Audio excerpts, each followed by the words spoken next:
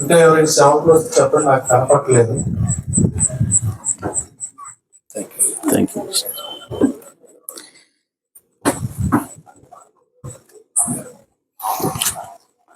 దేవుని నామానికి మహిమ కలుగును గాక.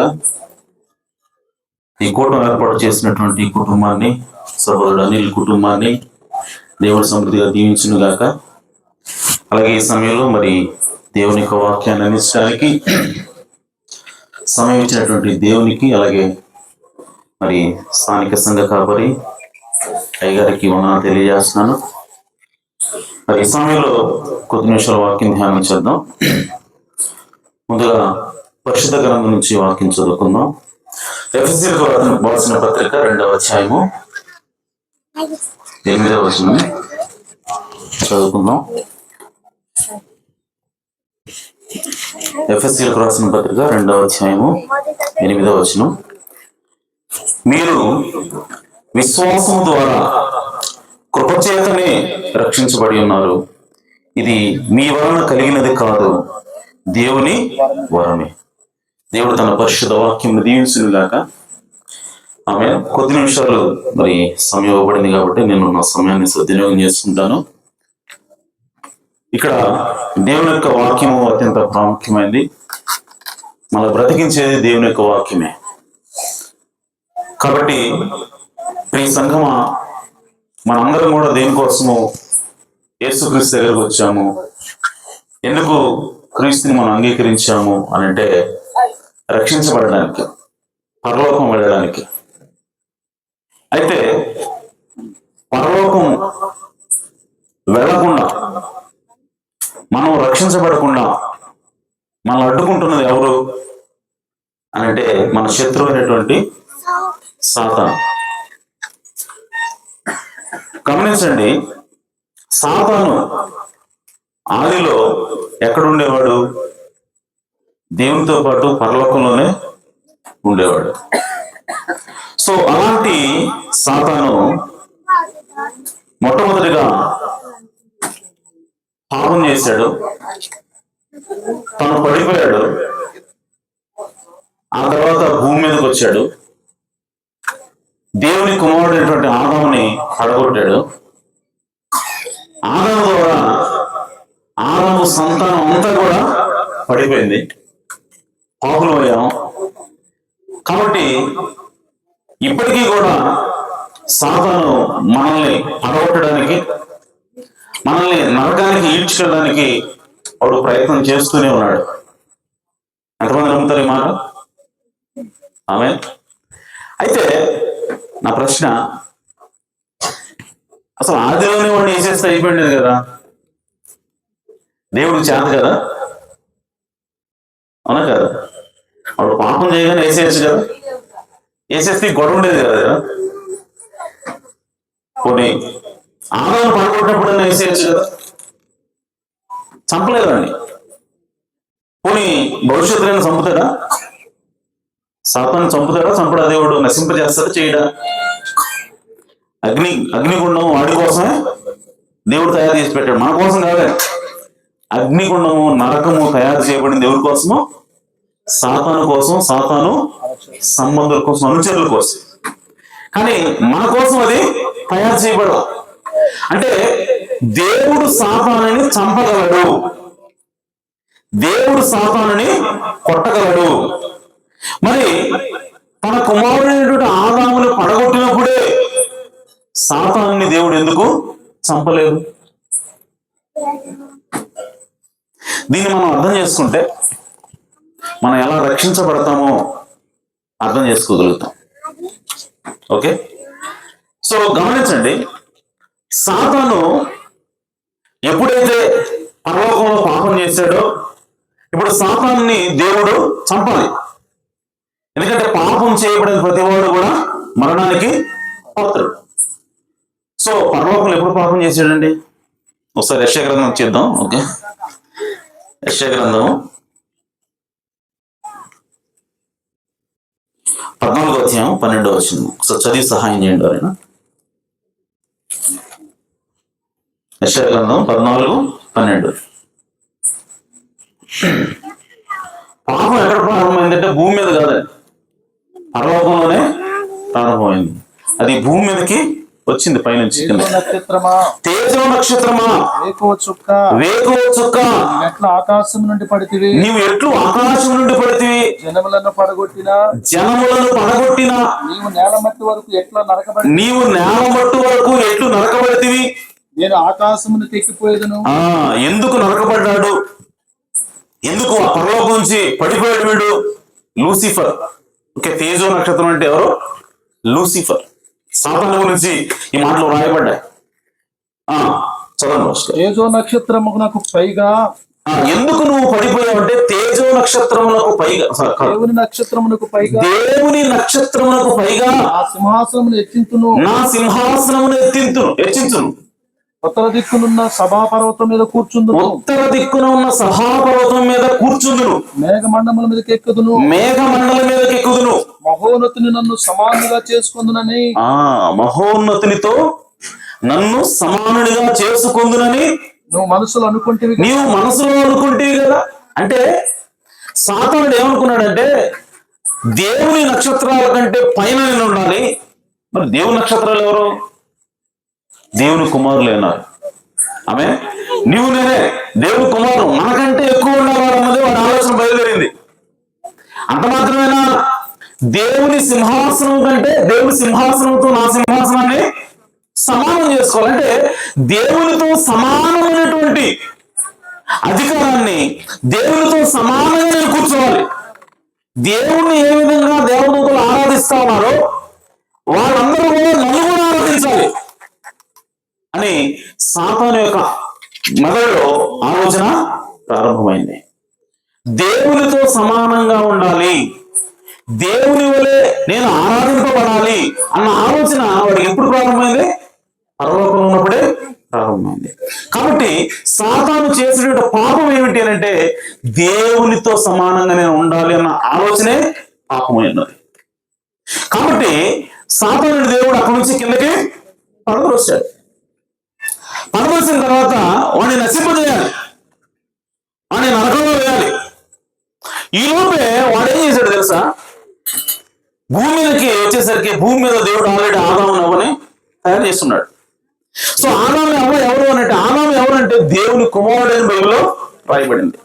ఇప్పుడు వాడు ఏం చేశాడు తెలుసా?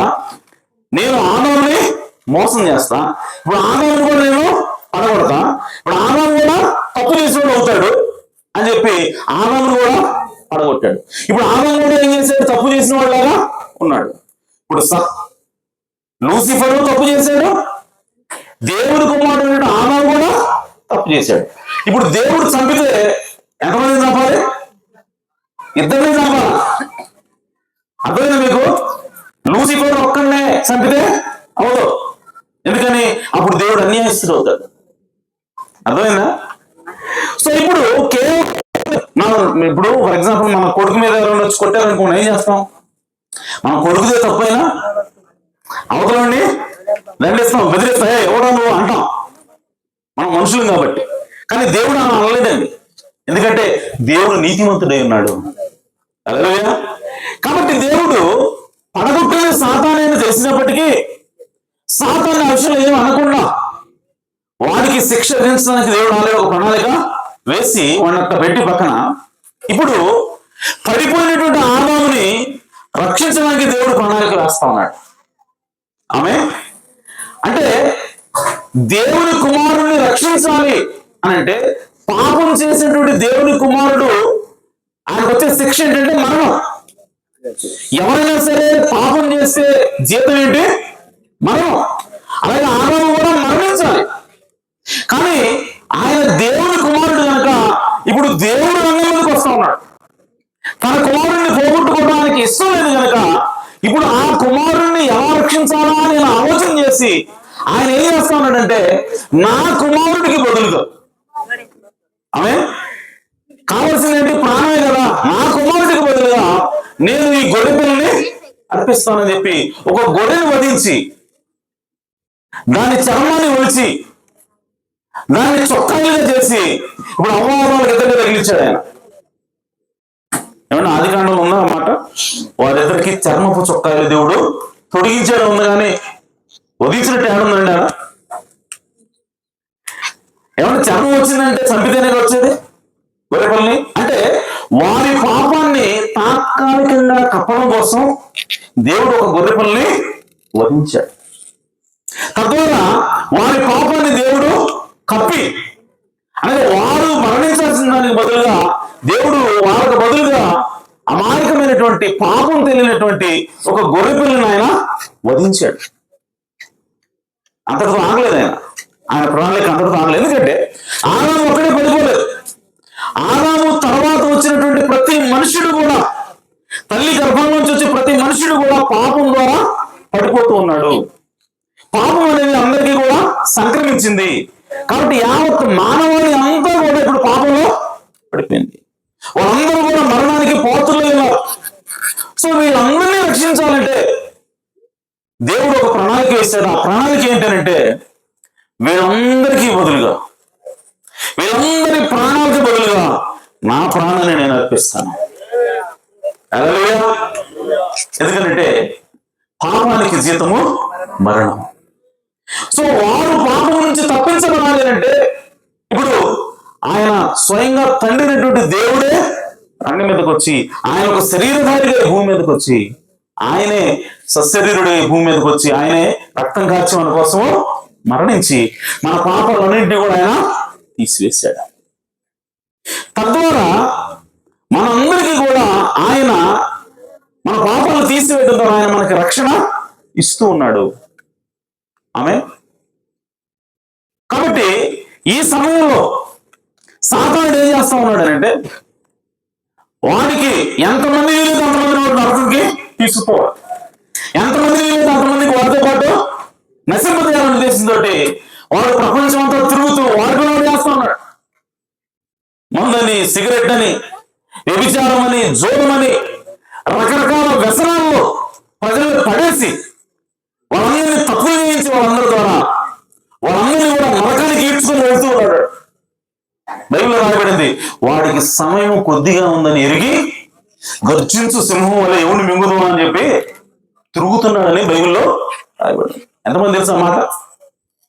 హల్లెలూయా. సో సాతాను ఇప్పుడు ఏం చేస్తా ఉన్నాడంటే, ఇక నా సమయం అయిపోయింది, పరలోకంలో పాపం చేశాను, నేను ఇప్పటికీ పాపం చేస్తానే ఉన్నాను, ఇక నన్ను దేవుడు నరకంలో వేయబోతున్నాడు, ఆ సమయం ఆసన్నమైందని చెప్పి వాడికి అర్థమయ్యి ఇప్పుడు ఇంకా ఎక్కువగా మనుషుల చేత పాపం చేయించడానికి వాడు రకరకాల సాధనాలు కనిపెడతా ఉన్నాడు. టీవీ కనిపెట్టాడు, సినిమాలు కనిపెట్టాడు, ఇప్పుడు మొబైల్ తీసుకొని వచ్చి పెట్టాడు. అంటే జస్ట్ మన చేతిలోనే, జస్ట్ చేయి జాగ్రత్త ఏళ్ళకి మనం టచ్ చేస్తేనే మనకు అన్ని కూడా పాపం అవైలబుల్ గా ఉండేటువంటి స్థితిని తీసుకొచ్చాడంటే వాడు ఏం చేస్తానంటే, ఎంతమంది వీలైతే అంతమంది ఎక్కువ మందిని నరకానికి తీసుకుపోవాలా, నాతో పాటు ఉండేవాడు. నేను ఒక్కడేనా చచ్చిపోయేది? నాతో పాటు వీళ్ళందరూ కూడా చంపాలి అన్న ఉద్దేశంతో వాడు గర్జించు సింహంలాగా తిరుగుతూ ఉన్నాడు.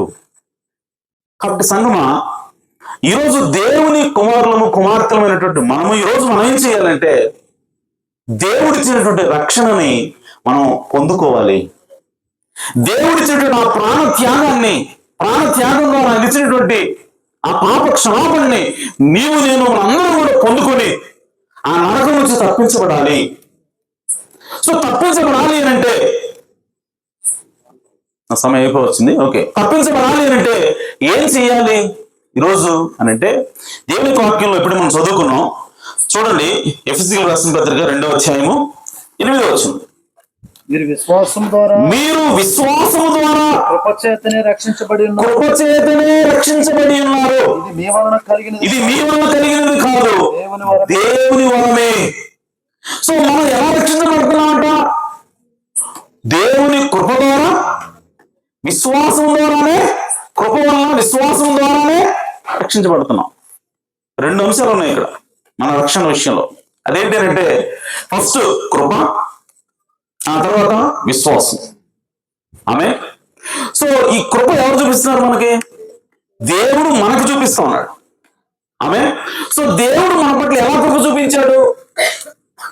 తాను సశరీరుడిగా వచ్చి మన కోసము ఆ కలువరి శిలువలో మంటికి మింటికి మధ్య వేలాడి రక్తం కార్చి మన పాపాలన్నింటినీ కూడా తీసివేయడం ద్వారా దేవుడు మనకి కృప చూపించాడు.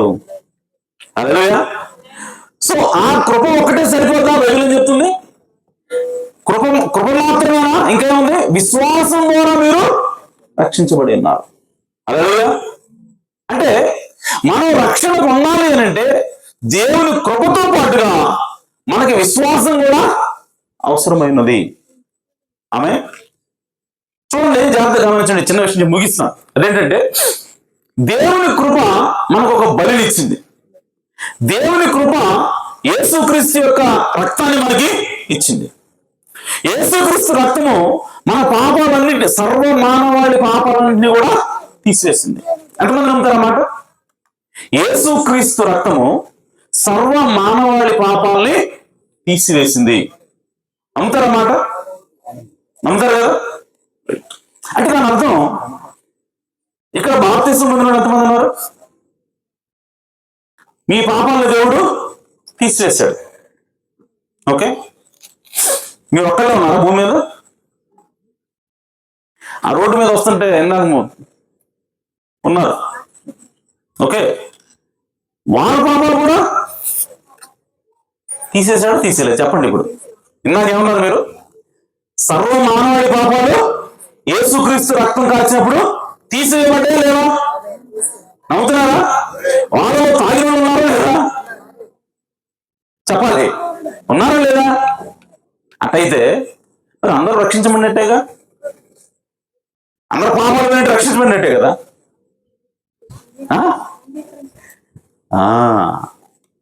సో కాబట్టి కృప రక్తాన్ని ఇస్తే ఆ రక్తం మన పాపాలను కడిగితే అయిపోయినట్టు కాదు, అవలా ఇంకా అర్థమైనా? మరి ఏముంది అని అంటే దేవుడు ఇచ్చినటువంటి కృప ద్వారా ఇచ్చినటువంటి ఆ రక్షణ కార్యాన్ని నీవు విశ్వాసం ద్వారా అంగీకరించాలి. అదేగా. సో యేసుక్రీస్తు కార్చినటువంటి రక్తం ద్వారా నీ పాపాలు తీసివేయబడినప్పటికీ నీవు రక్షించబడాలి అని అంటే నీవు ఖచ్చితంగా విశ్వసించాల్సిన అవసరం ఉన్నది. నీవు విశ్వసించకపోతే నీ పాపాలు నీ మీదనే ఉంటాయి, నీ పాపాలు క్షమించబడినట్టు కాదు. మరి కలవసుల్లో యేసు రక్తం కాచేది కదండి, పాపాలు తీసేసేది కదండి, కరెక్టే. అది ఎప్పుడు నీ మీదకి వస్తుంది, నీకు ఎప్పుడు ఆపాదించబడుతుంది అంటే నువ్వు నమ్మితేనే ఆపాదించబడుతుంది. అందుకోసమే బైబిల్ ఏంటంటే నమ్మి బాప్తిసం పొందినవాడు రక్షించబడును. అదేనా? యేసుక్రీస్తు కార్చిన రక్తం వల్ల మనం రక్షించబడ్డాం కాదు, యేసుక్రీస్తు కార్చిన రక్తం వల్ల మన పాపాలు తీసివేయబడ్డాయి. కానీ రక్షణ రావాలంటే యేసుక్రీస్తును నమ్మవలసిన అవసరం ఉన్నది. యేసుక్రీస్తు నా కోసము రక్తం కార్చాడని, నా పాపాలు తీసివేశాడని నువ్వు నమ్మాల్సిన అవసరం ఉన్న విషయం నమ్మాలి. నమ్మితేనే రక్షణ. అందుకోసమే ఈరోజు బంధువులు ఎవరికి కూడా విశ్వాసం లేకపోతే రక్షణ లేదు. వ్యభిచారులు ఎవరికి కూడా విశ్వాసం, నన్ను దేవుడు రక్షించాడన్న విశ్వాసం ఉంచకపోతే నీకు ఆ రక్షణ, పాప క్షమాపణ అనేది నీకు ఆపాదించబడతావు. కాబట్టి సంగమా, మనకి ఈ విషయం అర్థం కాకపోతే మనం ఏదో ఎక్కడెక్కడికి వెళ్తాం. ఓకే, సో కాబట్టి ఈరోజు ఇంకొక ప్రశ్న అడుగుతున్నాను. యేసుక్రీస్తు కనుక కలవరి శిలువలో 2000 సంవత్సరాల క్రితం కాచిన రక్తం వలన పాపాలన్నీ, అందరి పాపాలు, మానవాళి పాపాలు తీసివేయబడితే, ఆ పాపాలన్నీ పోయి వాళ్ళు రక్షించబడితే, అప్పుడే 2000 సంవత్సరాల నుంచి కోటాలు ఎందుకు పెడుతున్నాం మనం? ఎందుకు సువార్త ప్రకటిస్తున్నాం? అందరూ రక్షించబడ్డారు కదా, అందరు పాపాలు తీసేయబడ్డాయి కదా, మరి ఎందుకు నువ్వు కోటాలు పెట్టి ఎందుకు సువార్త ప్రకటించాల్సిన అవసరం ఉన్నది? సర్వమానవాళికి వెళ్ళి మీరు సువార్తను ప్రకటించమని యేసు ఎందుకు చెప్పాడు? రక్తం కాచిన తర్వాత కూడా అంటే ఆయన కార్చిన రక్తం, ఆ విషయాన్ని, ఆ బలి అర్పణని వాళ్ళు అంగీకరించాల్సిన అవసరం ఉన్నది, వాళ్ళు విశ్వసించాల్సిన అవసరం ఉన్నది.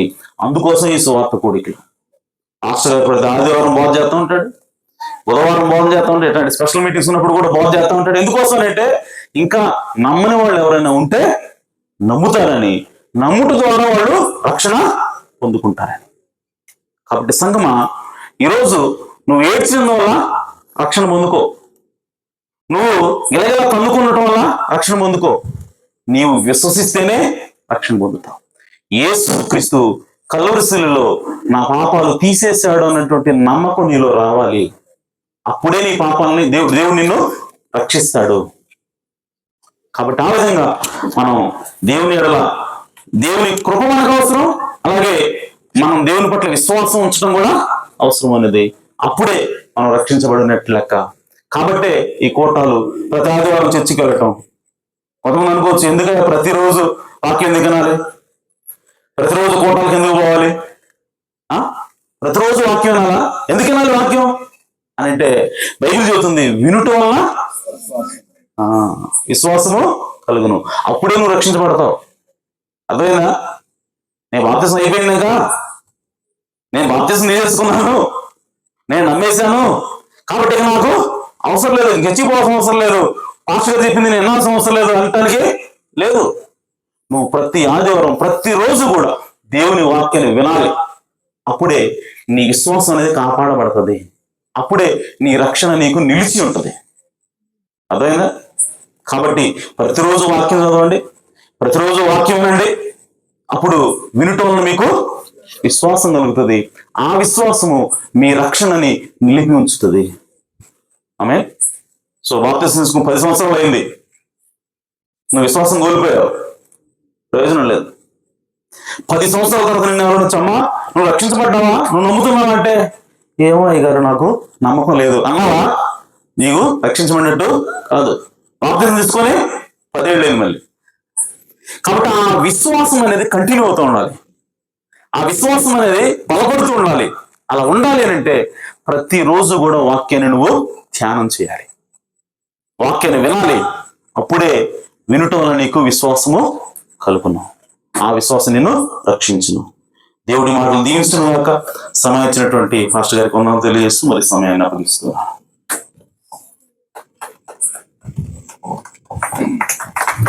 మంచిదండి, చక్కటి విషయాలు మనకు తెలియజేసిన సేవకులకు ప్రత్యేక వందనాలు.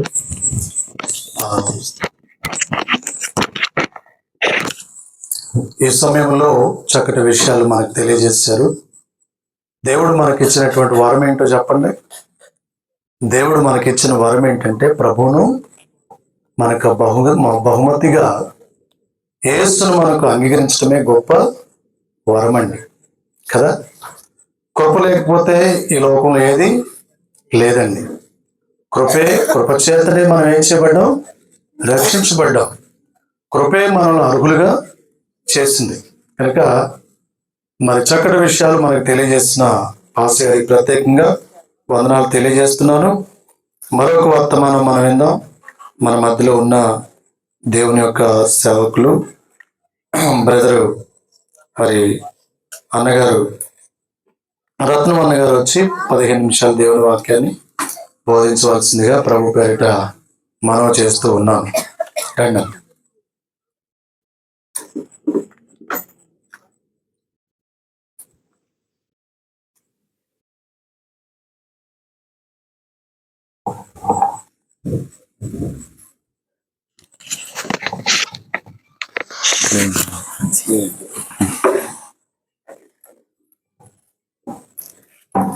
సమయం మించిపోతా ఉంది. 15 నిమిషాలు కూడా కాదు, లోపే మనం ఒక గ్రీటింగ్స్ లాగా సందర్భాన్ని బట్టి ఈ కోర్సు యొక్క ఉద్దేశాన్ని బట్టి 126వ కీర్తన అందరూ తీయండి. దయాళుడైన మా దేవ, కృప కలిగిన నామం బట్టి స్తోత్రం తండ్రి. ముందుగా మీ దాసును నిలబెట్టుకొని శ్రేష్టమైన సంగతులు అందించిన దాన్ని బట్టి స్తోత్రం. తండ్రి 2004 తన మా రక్షణార్థంలో మీరు చిందించిన రక్తాన్ని బట్టి స్తోత్రము తండ్రి. విశ్వసించిన వారు తెలియని వారు అనేక వారు ఉంటుండగా వారి కొరకే తండ్రి జనం మీరు అందించిన లేఖన సత్యాన్ని బట్టి స్తోత్రం చెల్లిస్తూ మీరు అవసరం ఇంకా బలపరచమని చదువుబడిన లేఖనం మీదే ఉంటుండగా మీరే మాట్లాడి మహిమ పొందమని బలహీనులు తండ్రి నా పక్షాన మీరు మాట్లాడితే క్షేమం నీ ఆత్మ ద్వారా శక్తి ద్వారా మీరే మాట్లాడి మహిమ పొందమని మా ప్రభువైన యేసుక్రీస్తు నామమున ప్రార్థించి వేడుకుంటున్నాము తండ్రి. ఆమేన్. 126వ కీర్తనం సీయోనుకు తిరిగి వచ్చిన వారిని యెహోవా చెరల నుండి రక్షించినప్పుడు మనము కలలో కనిన వారి వలె ఉంటుంది. మన నోటి నిండా నవ్వుండెను, మన నాలుక ఆనందగానముతో నిండి ఉండెను. అప్పుడు యెహోవా వీరి కొరకు గొప్ప కార్యములు చేసిందని అన్యజనులు చెప్పుకునేది. యెహోవా మన కొరకు గొప్ప